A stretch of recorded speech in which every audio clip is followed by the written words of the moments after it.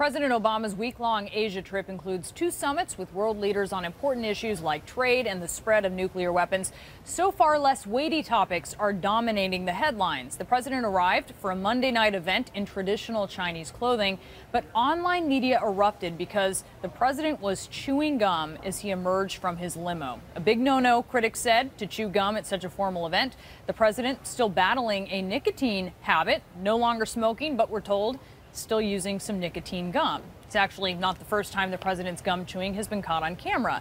Here he is in June when he attended the 70th anniversary of the Normandy invasion. You know, Chinese media has, I want to ask you, is this really what we should be paying attention to? But you have Chinese media that's focused on this, and there is a lot of protocol and etiquette that goes into meetings like this, and this is obviously bothering them. Yeah, I mean, look, I think this is sort of the fluff of the coverage of this sort of important event.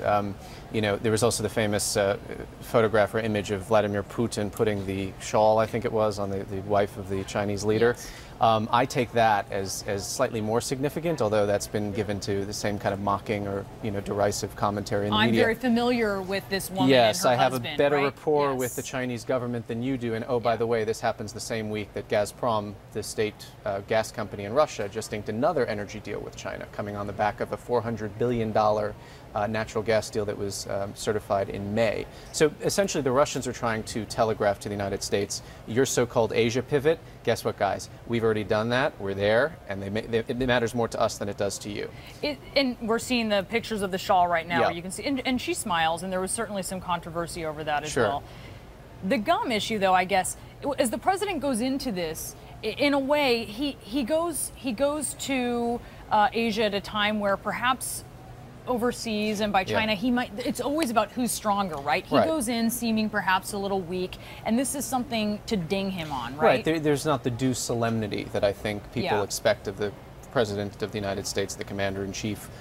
You know, he's sort of casually striding into the hallway. He's cheering. It's almost like he's, you know, meeting with some old friends, and it's just no big deal.